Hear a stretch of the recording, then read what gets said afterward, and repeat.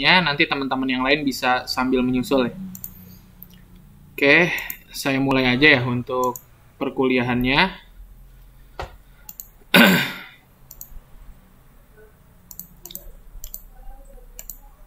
Baik, selamat malam. Pada pertemuan kali ini kita bersama akan membahas materi pertama dan materi kedua, mungkin nanti materi pertemuan keduanya saya akan tambahkan lagi atau saya akan sisipkan lagi tambahan materinya. Tapi secara umum materi yang akan dibahas pada pertemuan kali ini adalah materi pertemuan 1 gitu ya. Nah, untuk mata kuliah pemrograman berorientasi objek ini adalah lanjutan dari mata kuliah dasar-dasar pemrograman atau algoritma pemrograman ya. Di mana nanti kita akan bersama belajar mengenai satu konsep terkait dengan pemrograman itu sendiri gitu ya. Nah, pendahuluannya mungkin pada kuliah pemrograman dengan menggunakan bahasa C, teman-teman telah dijelaskan bagaimana caranya membuat program secara prosedural atau secara terstruktur gitu ya. Nah, pemrograman berprosedural itu adalah pembuatan program dengan memberikan serangkaian instruksi yang berurutan secara top-down. Jadi kalau misalnya kita ngoding di bahasa pemrograman terstruktural, biasanya kan di bahasa C itu yang paling awal akan dieksekusi adalah baris program yang ada di dalam main function-nya ya. Nah, di dalam main function itu sendiri, baris program yang akan dijalankan itu biasanya beraturan ya, dari baris pertama sampai baris paling bawah gitu ya. Nggak mungkin dia lengkap-lengkap gitu ya. Baris 1 dulu, lalu baris 3, lalu kembali lagi ke baris 2. Pasti dia secara berurutan gitu ya. Baris 1 sampai baris terakhir gitu ya. Begitu juga kalau misalnya kita buat sebuah fungsi di bahasa pemrograman struktural seperti bahasa C. Misal kita buat fungsinya di luar main function-nya. Lalu di dalam main function kita panggil fungsi itu. Nah, kalau gitu kan si fungsinya itu dia dipanggil di dalam main function-nya, Pak. Kalau di main function-nya dia tidak dipanggil, dia kan tidak akan muncul, Pak. Nah, tapi tetap saja ya, si function itu dia di render terlebih dahulu oleh si programnya, di-compile terlebih dahulu. Nah, baru dia dipanggil di main function-nya gitu ya. Nah, lalu pada bahasa pemrograman prosedural, program dibedakan antara bagian data dengan bagian instruksinya. Kalau teman-teman amati, biasanya di bahasa pemrograman struktural itu, fungsi itu biasanya dibuat dalam sebuah, atau operasi itu dia dibuat di dalam sebuah function. Misalnya kita bikin satu buah function perkalian, fungsi perkalian. Nah, operasi perkaliannya itu biasanya dia ada di dalam function perkalian itu sendiri ya. Mungkin kita buat satu buah fungsi yang di dalamnya terdapat dua prosedur atau dua parameter, ada dua parameter, lalu si operatornya itu dia dikembalikan dengan return di dalam functionnya. Nah, itu kan operasinya berarti ada di dalam functionnya gitu ya. Nah, berbeda dengan data biasanya dia dimasukkan di dalam fungsi utamanya.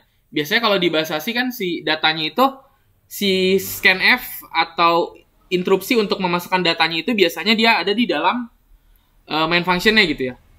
Nah, jadi si operasi atau instruksi dia dipisahkan ya. Kalau di bahasa pemrograman struktural, si data dan instruksi itu dipisahkan bagiannya. Dia tidak menjadi satu kesatuan gitu ya. Nah, prinsip pemrograman prosedural diantaranya penekanan utama pada suatu yang harus dikerjakan secara berurutan. Jadi dia sifatnya top down ya. Dari atas ke bawah, dari baris pertama hingga baris terakhir. Dia dijalankan secara berurutan gitu. Jika program cukup besar, maka dibagi-bagi menjadi sub-sub program. Biasanya kalau programnya itu cukup besar, si program yang struktural ini dia biasanya dibagi menjadi beberapa file gitu ya. Atau dibagi menjadi beberapa sub-sub bagian programnya yang lebih kecil gitu ya. Nah, sebagian besar fungsi atau prosedur mengakses variabel yang global. Ini kalau teman-teman udah belajar di algoritma pemrograman, biasanya teman-teman udah belajar apa yang dimaksud dengan global variabel dan lokal variabel ya. Kalau global variabel itu adalah variabel yang dapat diakses di seluruh bagian program. Jadi dia si variabelnya itu di main functionnya bisa diakses, di function yang lokalnya dia bisa diakses, dimanapun dia bisa diakses gitu ya. Kalau global variable. Nah, lain halnya dengan lokal variable. Kalau lokal variable, dia variabelnya itu hanya dapat diakses di fungsi atau bagian yang ada di dalam si variabel itu sendiri. Jadi hanya di part si variabel itu dipanggil. Misal kita membuat satu buah fungsi perkalian, lalu kita buat variabel C misalnya. Si variabel C ini digunakan untuk menampung hasil perkaliannya, operasi perkalian. Nah, si C ini berarti dia lokal variabel karena si C ini dia hanya dapat diakses di fungsi perkalian saja. Nah, seperti itu ya. Jadi sebagian besar fungsi yang ada pada bahasa pemrograman struktural itu adalah sebagian besar variabel yang digunakan pada pemrograman prosedural itu adalah global variable gitu ya. Jadi si fungsinya dia mengakses global variable gitu ya. Ini ada yang gabung. Mas Kresna ya gabung. Nah, jadi seperti itu ya perbedaan antara global variable dan lokal variable ya di bahasa pemrograman prosedural. Nah, contohnya misalnya seperti ini ya. Misal kita buat satu buah program menggunakan bahasa pemrograman C. Ini saya bikin 3 buah fungsi misalnya. Atau di sini ya 3 buah fungsi. Ada fungsi next, fungsi reset, dan fungsi display. Nah, di dalam fungsi itu sendiri, di sini dijalankan operasinya. Misal kalau misalnya next, maka si variable value-nya ini dia akan melakukan increment. Atau penjumlahan, dia di plus 1 gitu ya. Kalau reset, maka si variable value-nya dia dibuat nilai 0 gitu ya. Dan kalau display berarti dia menampilkan si variable value-nya, di print gitu ya. Variable value-nya. Nah, kalau teman-teman perhatikan, di sini variabel yang digunakan adalah variabel global ya, global variable ya. Ini teman-teman coba perhatikan, di sini variable value ini dia sifatnya global variable ya, karena si value-nya ini, si variable value-nya ini, dia disimpan atau dituliskan, diinisialisasikan di awal seluruh fungsinya ya. Nah, ini ya. Dia nggak ada di dalam main function ataupun nggak di dalam fungsi-fungsi next, reset, ataupun display gitu ya. Jadi dia sifatnya global ya. Dia bisa diakses di seluruh fungsi gitu ya. Nah, di sini kalau teman-teman lihat nih, tadi ada penjelasan ya. Di bahasa pemrograman prosedural biasanya si fungsi itu dia mengakses variabel global ya. Salah satu contohnya ini gitu. Nah, lalu kalau teman-teman perhatikan juga di sini antara data dan operasi itu dipisah ya. Data kita simpan di variabel value gitu ya. Sedangkan di sini si operasi dilakukan di dalam fungsinya. Kalau next dia akan melakukan increment ke si value-nya. Kalau reset dia akan mengulang menjadi 0 dan display dia akan memunculkan atau ngeprint gitu ya, ngeprint si variabel value-nya, nilai variabel value-nya. Nah, kalau teman-teman lihat di sini si data dan si operasi itu dia dipisah ya, teman-teman ya, terpisah ya. Kalau di bahasa pemrograman prosedural. Program di atas merupakan program hit counter. Jadi dia hit counter ya, nambahin kalau misalnya dia di klik next dia akan bertambah gitu ya. Di mana tugas dan data dipisah satu sama lainnya. Nah, berbeda dengan bahasa pemrograman berorientasi objek gitu ya, atau disingkat dengan PBO. Nah, PBO bukan merupakan bahasa pemrograman, tetapi merupakan sebuah paradigma, cara berpikir, atau konsep ya. Konsep baru dalam pembuatan sebuah program. Nah, PBO ini dia menitikberatkan pada identifikasi objek-objek yang terlibat dalam sebuah program. Dan bagaimana objek-objek tersebut berinteraksi. Pada PBO, program dibangun yang akan dibangun, dia dibagi-bagi menjadi objek. Nah, perlu diidentifikasi tentang objek apa saja yang akan digunakan, data apa saja yang dibutuhkan oleh objek tersebut, bagaimana perilaku dari objek tersebut, lalu bagaimana komunikasi objek satu dengan objek yang lainnya, sehingga bisa memecahkan masalah yang diinginkan. Contohnya, misalnya kita punya satu buah kasus, kasusnya itu kasus peminjaman buku di perpustakaan misalnya. Nah, kalau kita perhatikan, ada objek apa saja sih yang ada pada kasus peminjaman buku di perpustakaan? Tentu saja yang pertama adalah buku gitu ya. Kan yang dipinjam itu adalah buku di perpustakaannya. Ada buku, lalu ada pengunjung gitu ya. Ini gambar orang ceritanya. Pengunjung perpustakaannya. Nah, mungkin kita batasi dulu aja dua objek ini. Kan kalau kita perhatikan di kasus peminjaman buku perpustakaan, objek yang paling jelas ada buku dan pengunjung. Nah, kalau pada PBO, kita melihat si objek ini bisa kita langsung tuangkan dalam pemrograman. Jadi, si buku dan si pengunjung ini bisa kita pandang sebagai satu entitas. Atau satu bagian program gitu ya. Satu bagian, satu part dari program itu sendiri gitu. Nah, di mana si buku ini kita identifikasi? Si buku ini biasanya dia ada punya apa aja sih? Si buku ini biasanya dia punya judul. Lalu si buku dia punya apa lagi? Punya pengarang. Nah, pengarang. Lalu si buku ini kan dia benda mati ya. Dia bisa melakukan sesuatu nggak sih? Nah, tentu saja dia tidak bisa melakukan sesuatu ya. Maka si buku ini dia tidak memiliki fungsi. Nah, jadi gitu ya cara mengidentifikasi suatu objek pada PBO. Nah, lalu sekarang kita lihat nih si pengunjung. Si pengunjung ini dia punya atribut apa aja sih kira-kira? Dia punya bagian apa aja yang melekat pada pengunjung ini? Si pengunjung dia punya nama gitu ya. Punya nama. Lalu si pengunjung ini dia punya misalnya NIK, nomor induk kewarganegaraan. Dan si pengunjung ini dia bisa ngapain nih fungsinya? Di kasus peminjaman buku perpustakaan. Misalnya si pengunjung ini dia bisa meminjam buku ya. Minjam buku gitu. Minjam buku. Nah, dari entitas-entitas ini dan juga dari atribut dan fungsi yang dimiliki entitas ini, objek-objek ini gitu ya, dimiliki oleh si buku dan pengunjung ini, kita bisa membuat satu buah program gitu ya. Jadi si programnya ini bisa kita buat berdasarkan si objek-objek ini. Contoh misalnya si buku dia punya data apa saja sih? Si buku dia punya data judul dan si buku punya data misalnya pengunjung atau pengarang bukunya. Lalu si pengunjung ini dia datanya ada apa aja? Ada nama dan juga ada NIK. Lalu si pengunjung bisa ngapain nih? Misal dia bisa meminjam buku dan mengembalikan buku. Nah, dari sinilah kita bisa membuat program menggunakan konsep PBO ini ya. Nah, contoh misalnya seperti ini. Ini kita anggap saja sebagai pengunjung perpustakaannya gitu, anggota tuh ya. Nah, ini digambarkannya kasus PBO-nya itu dalam bentuk kelas diagram gitu ya.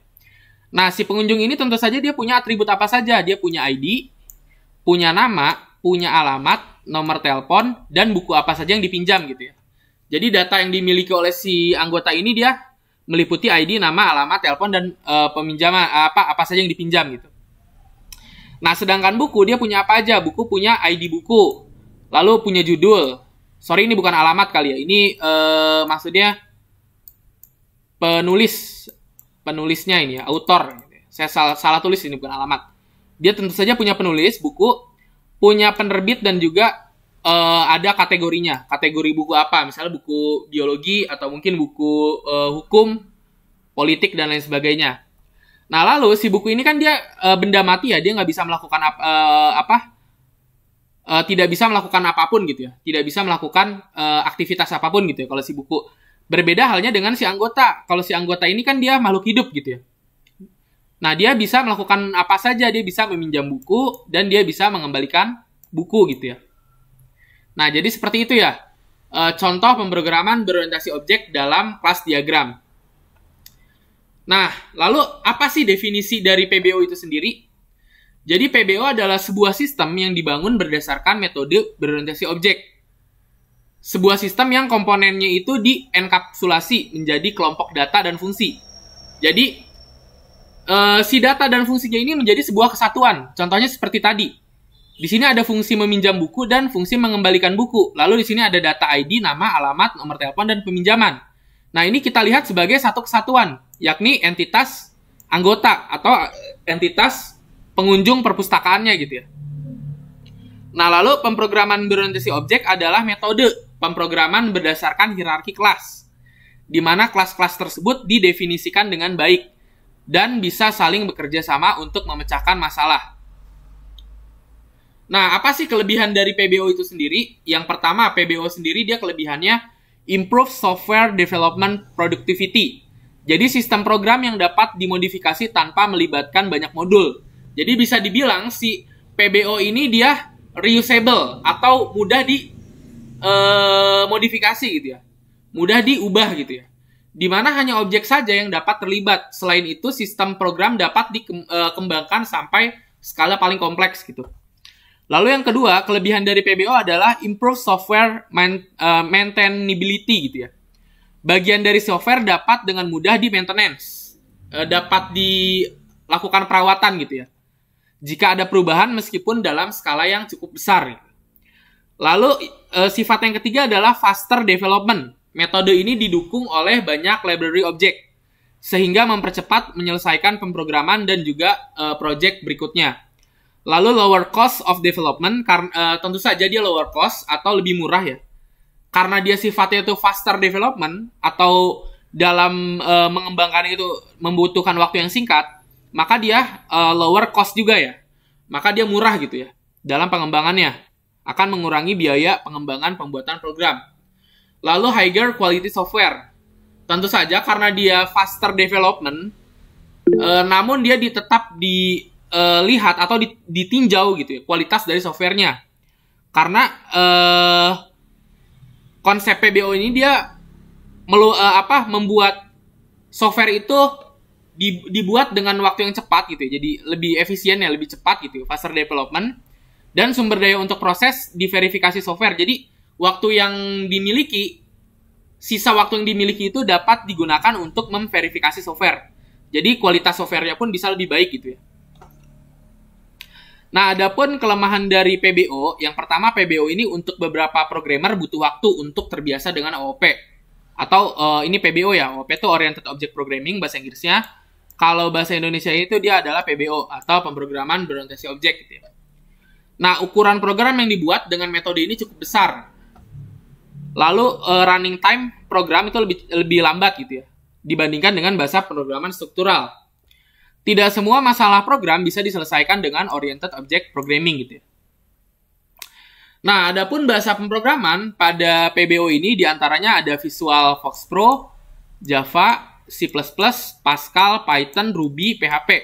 Ini kalau Visual Fox Pro ini dia punyanya Microsoft ya. Microsoft. Tapi sekarang udah jarang orang yang gunain, ini udah jadul banget ya Visual Fox Pro. Tapi kalau di lembaga-lembaga seperti Badan Pusat Statistik ya, yang dia membutuhkan kalkulasi yang cukup tinggi dalam programnya, dia masih menggunakan ini ya, Visual Fox Pro. Lalu yang cukup umum digunakan terutama di Indonesia itu Java ya. Java cukup umum digunakan dalam OOP, karena si Java sendiri dia bisa dikembangkan untuk menjadi software desktop, bisa juga dikembangkan menjadi software web, ataupun si Java sekarang digunakan juga dalam mobile programming ya. Kalau teman-teman menggunakan Android Studio, si Android Studio itu kan dia bisa menggunakan dua bahasa programan ya. Teman-teman bisa pilih Java ataupun teman-teman bisa pilih bahasa pemrograman Kotlin gitu ya. Nah, si Kotlin sendiri dia OOP ya, dia mirip-mirip sama Java ya, dia terinspirasi dari Java ya Kotlin itu. Nah, lalu ada juga C++, ini teman-teman pasti sudah belajar ya C++ sama Bufau biasanya ya. Lalu Pascal, tentu saja Python ya, Python ini dia bisa prosedural dan juga bisa OOP gitu ya, atau PBO, pemrograman berorientasi objek. Lalu ada Ruby dan ada PHP ya. PHP di sini juga nggak semuanya OOP ya, dia ada yang struktural dan ada yang OOP gitu. Nah, tapi kalau misalnya teman-teman cukup familiar dengan OOP dan pernah pakai framework dari OOP seperti CodeIgniter, Laravel, atau mungkin Slim, dan lain sebagainya, nah itu biasanya dia sudah menggunakan konsep OOP ya. Karena si framework itu sendiri dia dibangun oleh komunitas, dia dibangun oleh banyak orang gitu ya. Nah, karena dia sifatnya itu dibangun oleh banyak orang, dia sifatnya itu project yang besar, maka dia dibangun dalam konsep OOP. Nah, OOP ini sendiri biasanya digunakan dalam pengembangan software dengan skala besar gitu ya, teman-teman ya. Nah, Java sendiri adalah suatu bahasa pemrograman populer yang digunakan untuk mengembangkan aplikasi mobile, desktop, hingga website. Nah, beberapa website besar dunia seperti Yahoo, LinkedIn, dan Spotify ternyata telah menggunakan Java untuk mengembangkan websitenya. Nah, adapun kelebihan dari Java sendiri, diantaranya Java mudah digunakan dalam pengembangan sistem informasi. Lalu sifatnya itu multi-platform, jadi dia bisa dikembangkan untuk menjadi program desktop, program website, ataupun program Android gitu ya. Lalu Java pun memiliki kemudahan dalam menyusun skripnya. Apabila programmer berorientasi objek pada usability, maka Java sangat mendukung. Usability itu dia kode yang digunakan secara berulang gitu ya. Jadi kalau misalnya teman-teman merupakan programmer yang mengutamakan usability atau pengulangan penggunaan script ya dalam bahasa pemrograman atau dalam coding, nah Java itu mendukung itu gitu ya. Lalu bahasa pemrograman yang berorientasi objek tentu saja, dan sifat dari Java ini dinamis ya, terus berkembang ya sampai sekarang. Nah, apa yang harus dipersiapkan? Yang pertama, teman-teman harus install JDK ya, atau Java Development Kit. Dan yang kedua, teman-teman install IDE, Eclipse, ataupun NetBeans. Tapi di sini saya akan menggunakan Eclipse ya. Nanti kita akan praktek nih setelah ini, teman-teman. Nah, di sini ada penutup. Penutupnya, pemrograman berorientasi objek merupakan paradigma pemrograman yang sangat berbeda dengan pemrograman prosedural ya.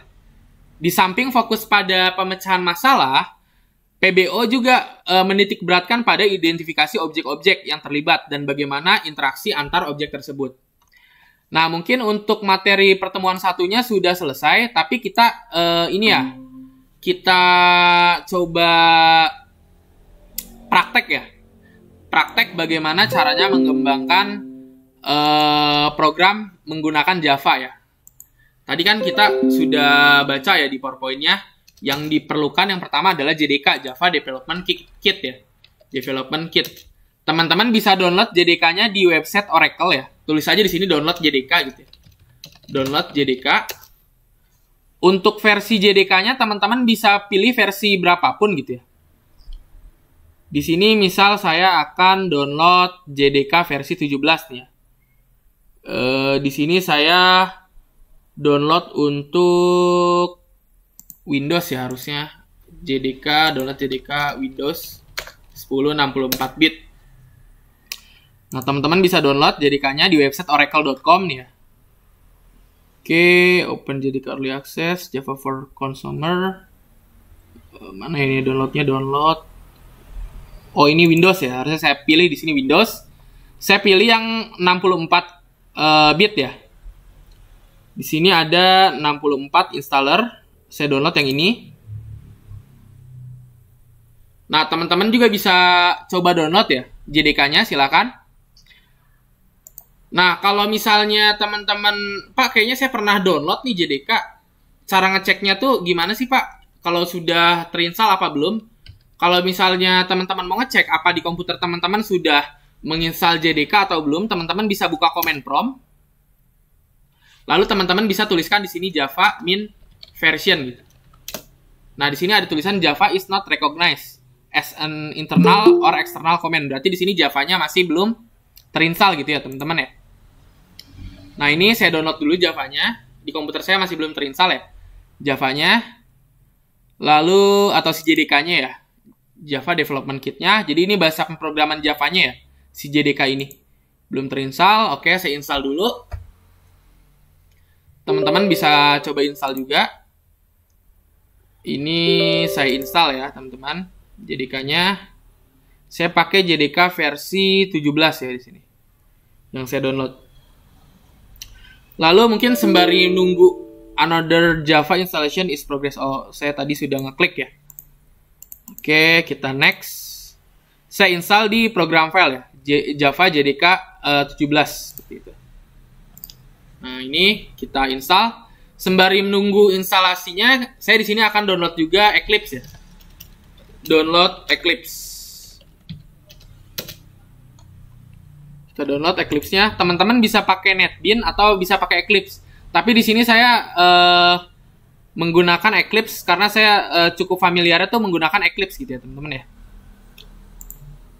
Nah, di sini Eclipse sendiri ada versinya ada banyak, tapi teman-teman bisa tulis Eclipse IDE for Java gitu, Java Development. Eclipse IDE for Java. Pilihnya yang Java aja karena Eclipse sendiri dia IDE yang digunakan untuk banyak bahasa pemrograman, tidak hanya Java saja ya teman-teman ya. Nah, ini saya download yang compile-nya itu tahun 2021 bulan 9 ya. Bulan September ya, masih baru berarti ini. Saya download. Nah, ini Java Development Kit successfully installed. Sudah berhasil terinstall. Lalu kita cek ya di command prompt-nya apa sudah terinstall atau belum Java min version gitu ya. Nah, kalau misalnya sudah terinstall, teman-teman bisa lihat nih. Di sini akan ada muncul tulisan Java version 17. Berarti Java yang sudah terinstall di komputer saya ini adalah Java versi 17 gitu ya. Teman-teman bisa tulis ya di sini ya. Java min version seperti itu. Nah, lalu di sini saya akan download si Eclipse-nya ya. Eclipse-nya. Oke, mungkin ada yang mau ditanyakan terlebih dahulu nggak? Terkait dengan ininya. Izin live karena mau perjalanan pulang dari kantor. Oke, Kresna. Maaf Pak, saya salah kelas, izin keluar. Oh, ini salah kelas ya. Gracila. Ini Rizal ya, baru gabung. Oke, kita download Eclipse-nya. Ini thank you for download. Kita tunggu sampai downloadnya selesai ya. Tadi Java-nya sudah berhasil saya install ya di sini ya. Kita pakai Java versi 17. Nah, ini lumayan memakan waktu ya. Download Eclipse-nya. Besar filenya 113 MB. Waktu yang diperlukan sekitar 5 menit ya, teman-teman. Oke, mungkin sembari menunggu, apakah ada yang mau ditanyakan terlebih dahulu terkait dengan materi pertemuan 1 ataupun terkait dengan proses instalasi Java dan Eclipse-nya? Ya, silakan yang mau ditanyakan, silakan.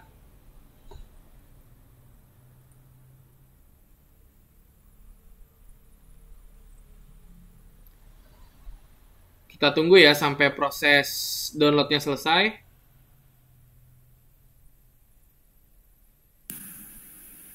Ini 5 menit ya prosesnya.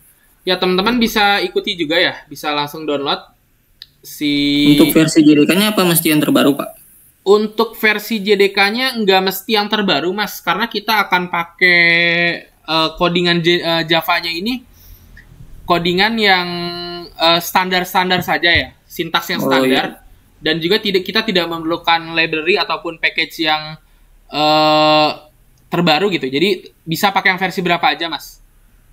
Tapi di sini karena saya baru install, jadi saya sekalian aja deh install yang versi terbarunya gitu, yang versi 17. Kalau misalnya Mas punya versi 8 dan sudah terinstall, nggak apa-apa, pakai aja versi 8. Dan juga saya mau ngasih info juga, kalau JDK itu, misalnya teman-teman punya JDK versi 7, lalu pengen install lagi nih JDK versi 17, yang 7-nya harus dihapus atau enggak?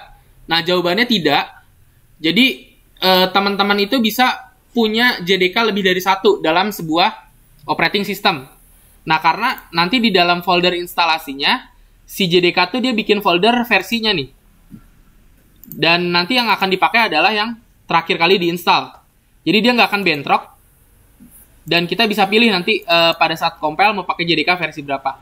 Nah, di sini Java tuh dia ada JDK 17. Kalau misalnya saya install lagi nih, misalnya JDK 8, maka di sini akan ada satu folder lagi, yakni JDK 8. Nah, jadi dia nggak akan bentrok gitu ya, si JDK itu. Kalau punya lebih dari satu JDK di OS. Gitu. Ada lagi yang mau ditanyakan?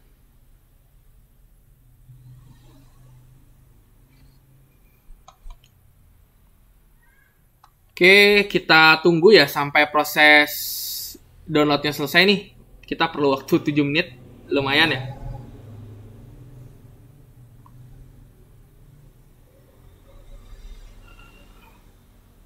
Nanti kita akan belajar ya bagaimana caranya membuat satu buah program sederhana ya dalam Oriented Object Programming. Jadi nanti kita akan buat sebuah kelas gitu ya. Dan kita akan menjalankan programnya tersebut gitu ya.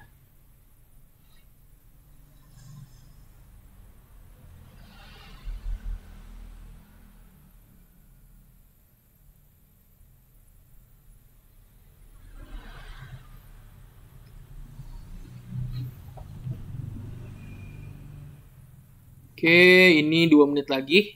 Jadi teman-teman bisa ikuti juga ya.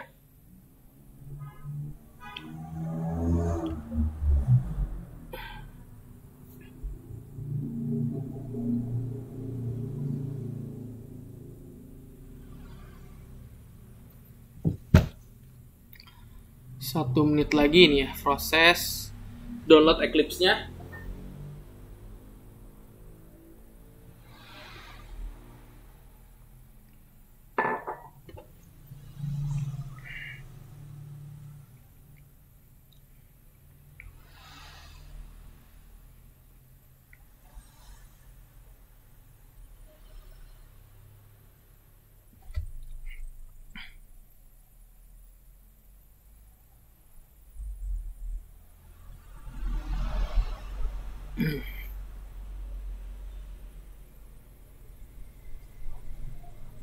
Nah, ini 30 detik lagi ya. Kita tunggu sampai prosesnya selesai. Tadi untuk Java-nya sudah saya install ya. Java-nya saya pakai Java versi 17.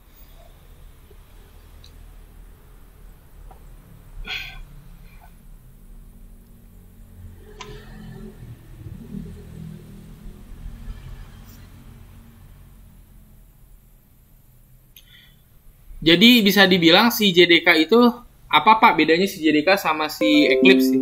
Kalau si Eclipse itu dia adalah IDE-nya ya, dia ada compilernya, dia yang berperan nantinya sebagai translator ya, bahasa pemrograman manusia ke pemrograman bahasa mesinnya gitu ya, bahasa mesin si komputernya, interupsi dari si programmer ke si komputernya gitu. Translatornya itu adalah si Eclipse-nya. Nah, lalu si Java sendiri, JDK sendiri, dia adalah bahasa pemrograman Java-nya yang nanti akan ditulis oleh si programmernya gitu. Jadi kita harus install dulu bahasa pemrograman Java-nya, si JDK-nya, sebelum kita menginstal si Eclipse-nya gitu ya. Jadi bedakan itu ya, si Eclipse itu IDE, sedangkan si Java itu adalah bahasa pemrogramannya ya. Nah, lalu kita install nih ya si Eclipse-nya. Ini kita jalankan. Mohon maaf, saya ambil ini dulu ya, charger laptop dulu. Ini mau habis baterainya.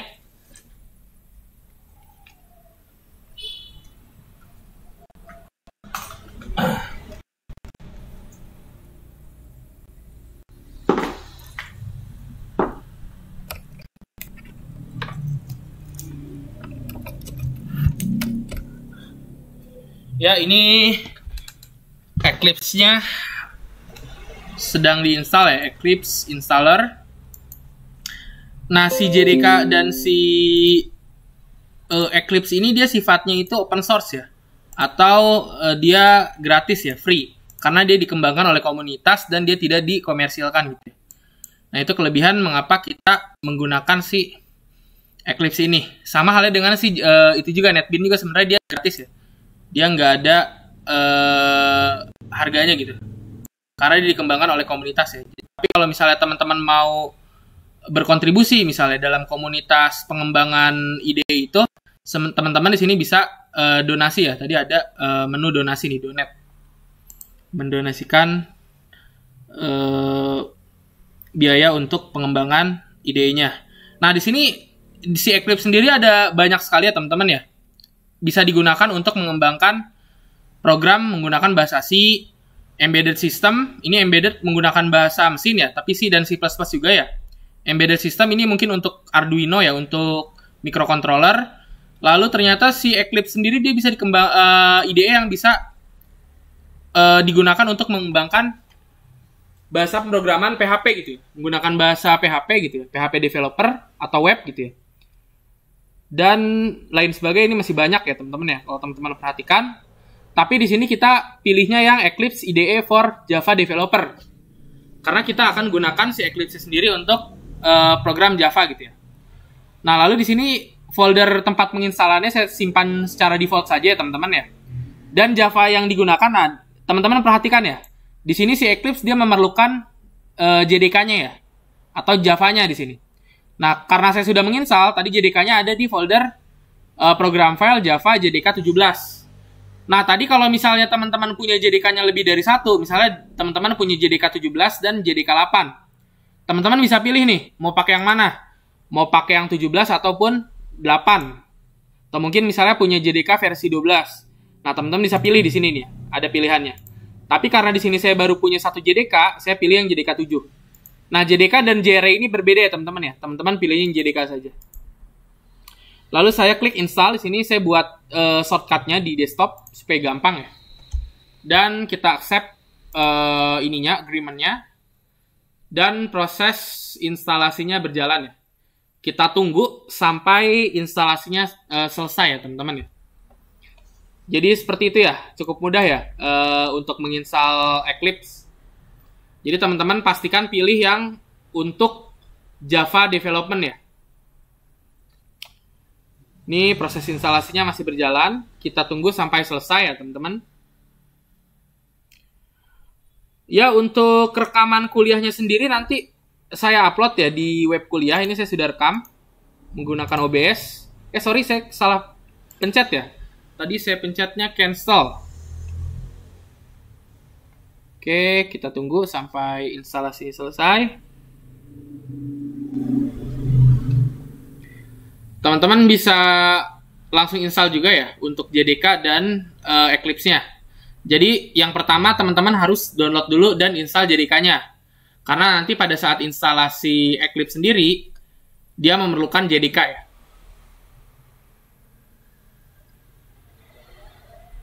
Untuk bahasa pemrograman Java sendiri, dia itu pangsa pasarnya masih cukup luas ya teman-teman ya. Jadi kalau misalnya teman-teman mau mempelajari Java dan juga mempelajari pemrograman berorientasi objek ini, pangsa pasarnya masih luas gitu ya di industri perangkat lunak gitu ya. Soalnya saya dulu pernah melamar gitu ya, kerja sebagai Java development gitu ya. Waktu itu ngembangin sebuah project berbasis web ya, menggunakan Java Spring Boot. Jadi dia based on bahasa pemrograman itu adalah Java gitu ya, bukan PHP. Dan itu sangat dicari sekali ya teman-teman ya. Dan perusahaan itu dia berani membayar mahal untuk programmer Java. Dibandingkan dengan bahasa pemrograman PHP ya. Kalau PHP itu dia bisa dibilang dia bahasa pemrograman yang programmer itu udah ada 1 juta umat gitu ya. Sudah banyak banget gitu ya programmer PHP. Apalagi kalau teman-teman multitasking gitu ya. Java bisa gitu ya, Python bisa, PHP bisa, wah itu sangat ini sekali ya, sangat dicari sekali ya sama perusahaan-perusahaan ataupun sama software host, vendor-vendor software gitu ya.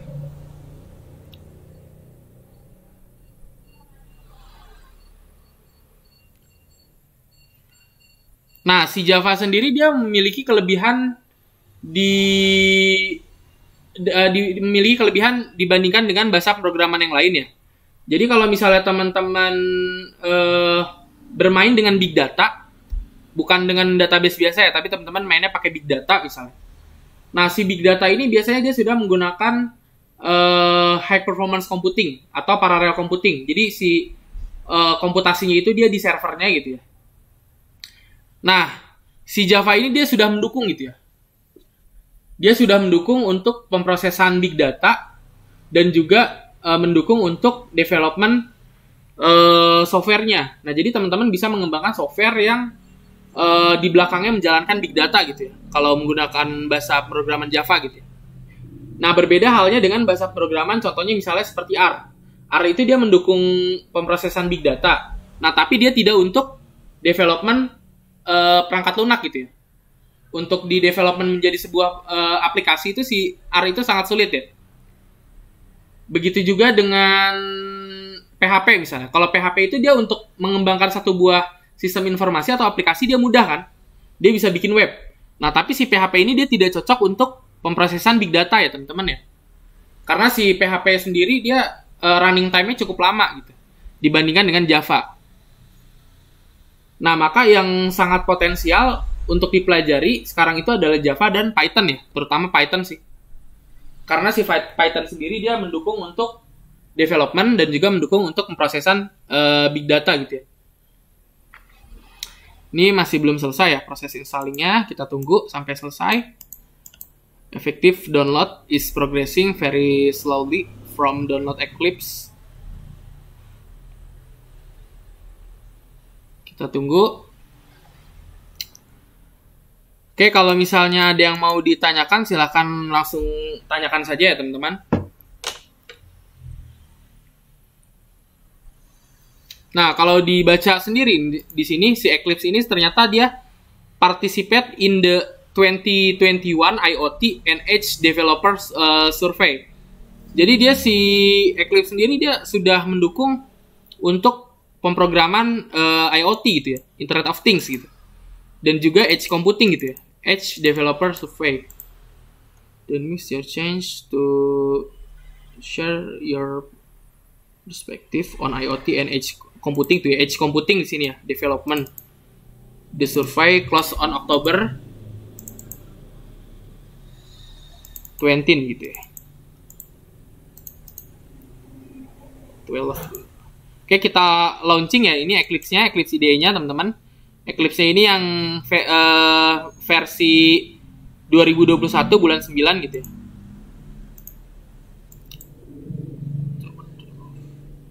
Nah, di sini akan muncul sebuah tampilan nih teman-teman ya.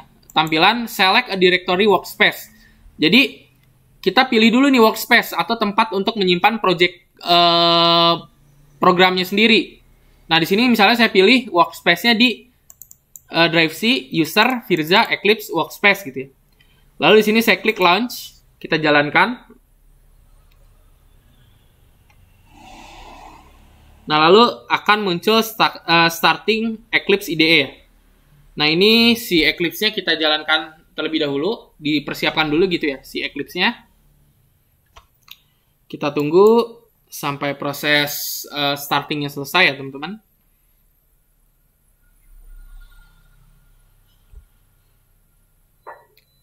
Nah, lalu dia akan muncul halaman Windows seperti ini ya. Jadi di sini teman-teman ada beberapa menu. Menu yang pertama review IDE configuration setting, ada create Hello World application, create a new project Java dan lain sebagainya. Nah, di sini saya sarankan teman-teman pilih yang create a new Java project ya.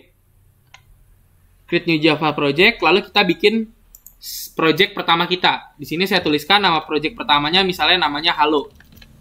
Halo ya, di sini. Projectnya Halo.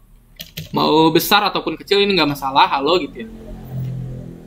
Nah, dalam pengembangannya saya di sini menggunakan Java SE 16, JDK 17 ya tentu saja.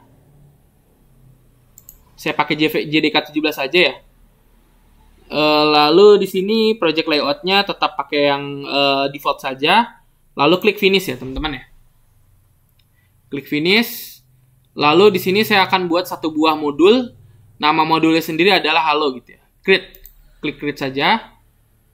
Nah, nanti secara otomatis si Java atau si Eclipse ini dia akan mengenerate satu buah project. Nama projectnya Hello. Lalu di dalamnya sendiri dia ada beberapa file ya. Filenya ada file source module info.java dan juga ada folder JRE atau JDK yang kita gunakan di sini ya. Nah, seperti ini ya. Modul Hello.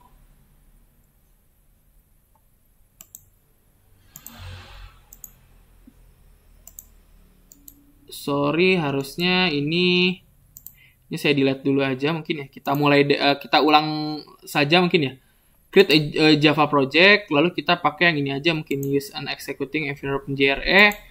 Lalu kita buat di sini nama foldernya Hello atau nama projectnya Hello. Ini modulnya tidak usah kita centang ya teman-teman ya. Lalu kita klik finish.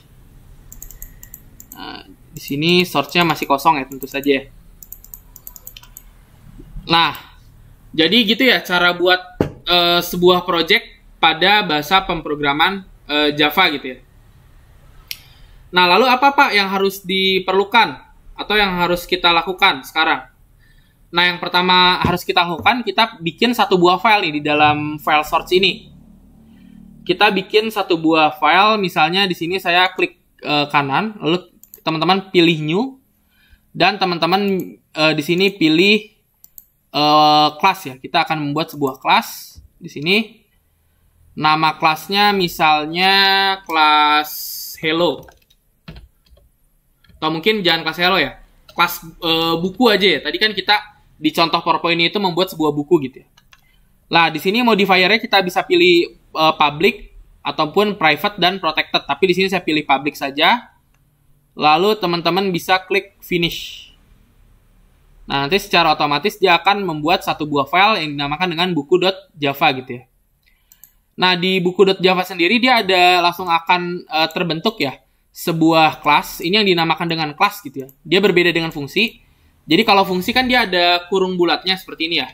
Nah, kalau kelas dia nggak ada. Dia hanya bertuliskan public kelas buku seperti ini ya. Nah, kalau ini package hello dia menandakan bahwasanya si kelas buku ini dia ada di dalam package hello yang di sini ya. Nah, tadi kan kita dalam membuat program di oriented object programming atau di pemrograman berorientasi objek, kita melihat atau memandangnya itu dalam sebuah objek gitu ya. Di mana di sini objeknya adalah buku gitu ya.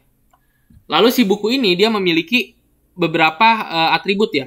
Atributnya ada ID, judul, alamat. Di sini alamat nggak pakai ya. Di sini pengarang mungkin ya, pengarang, autor gitu ya. Penerbit dan juga kategori.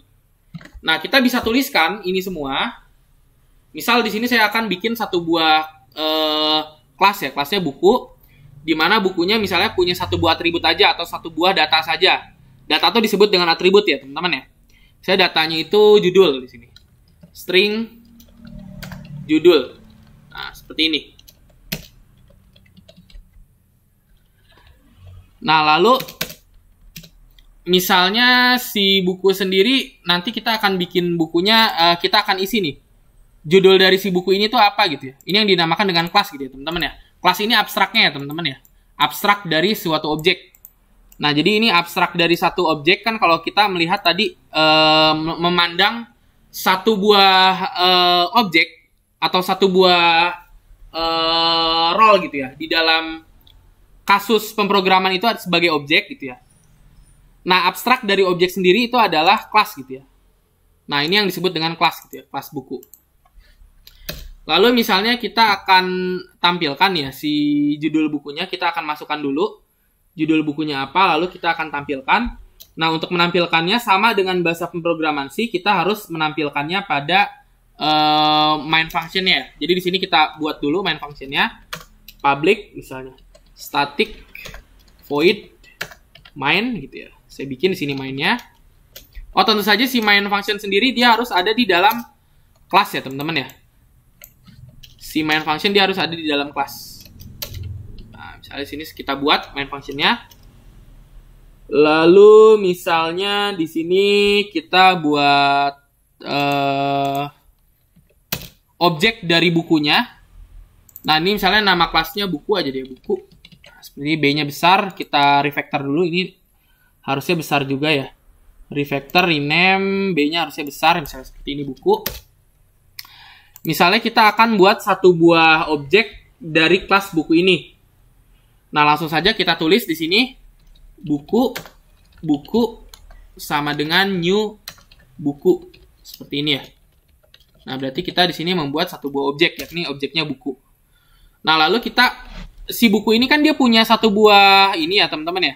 Punya satu buah atribut. Nah, atributnya itu atribut judul. Nah, judulnya misalnya kita akan masukkan gitu ya. Untuk si objek buku ini. Buku judul sama dengan misalnya apa ya? Buku sejarah misalnya. Sejarah. Nah, seperti ini ya. Nah, seperti ini. Lalu kita akan coba tampilkan misalnya buku sejarahnya. Nah, untuk menampilkannya sendiri, untuk ngeprintnya, kalau di bahasa pemrograman sih kan teman-teman tinggal tuliskan printf gitu ya. Kalau di Java, teman-teman bisa tuliskan sistem, seperti ini sistem, pakai Y ya, sistem, lalu out.println. Nah, di sini teman-teman bisa print aja atau mungkin bisa println. Kalau println dia akan berubah barisnya ya. Dia akan memotong baris gitu ya. Kalau si print dia tidak memotong baris gitu ya. Jadi dia kalau si print ketemu print dia akan menuliskannya itu dalam baris yang sama. Kalau println dia akan menuliskannya dalam atau menampilkannya teksnya dalam baris yang berbeda. Nah, lalu di sini kita print misalnya di sini buku judul. Kita paste aja seperti ini ya. Lalu kita jalankan ya. Untuk menjalankannya teman-teman bisa klik yang ini nih. Run. The selection cannot be launched and there are not recent launch. Ini harus dikompil dulu deh kalau nggak salah. Debug.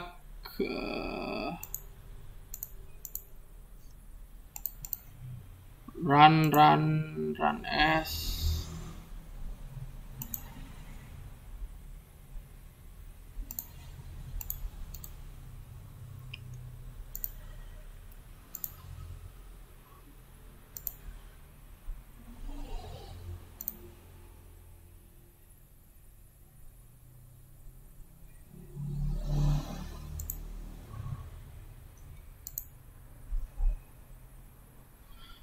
Ini kenapa ya? Unable to launch.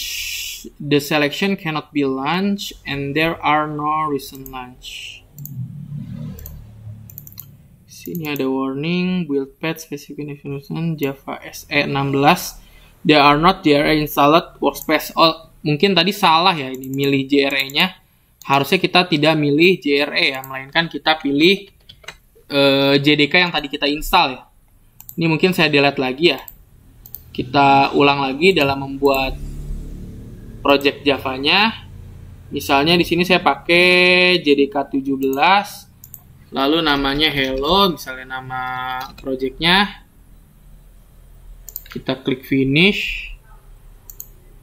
Lalu di sini kita buat satu buah kelas lagi, nama kelasnya buku gitu ya. Public, include abstract method enggak juga. Nah, kita buat di sini which method stub would you like to create? Kita buat di sini main function-nya gitu ya. Nah, jadi nanti di sini akan di dalam buku sendiri dia ada main function-nya, tapi kita tadi udah ada ya. Udah kita buat main function-nya. Lalu kita jalankan. Nah, sini error ya. Tidak bisa dijalankan. Kenapa nih ya? The selection cannot be launched and there are not recent launch. Kenapa ya?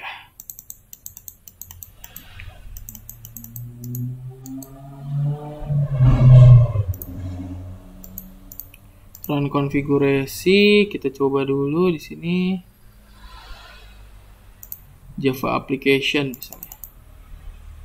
Kita pilih projectnya hello, main kelasnya buku misalnya buku. Kita run. Java launch could not find or load main class di dalam buku ini ya. Jadi dia belum ada main kelasnya. Oke, mungkin kita kembalikan saja. Kita tes di sini misalnya yang di dalam sininya kita copy saja ya. Lalu kita masukkan di dalam main kelasnya misalnya. Nah, tentu di sini kita belum menuliskan string judul. Kelasnya sendiri harus ada string judulnya. Lalu kita jalankan. Nah, teman-teman ya, kalau teman-teman lihat sekarang dia sudah bisa dijalankan. Di sini untuk melihat dia berhasil dijalankan atau tidaknya, teman-teman bisa lihat di bagian konsol sini. Di sini sudah tercetak buku sejarah ya. Kan kita di sini kasih judulnya buku sejarah. Misal buku sejarahnya saya kasih lagi, saya ganti nih. Judulnya jadi buku matematika misalnya, matematika. Nah, nanti seharusnya dia di konsol sini pun dia akan berubah menjadi buku matematika gitu ya.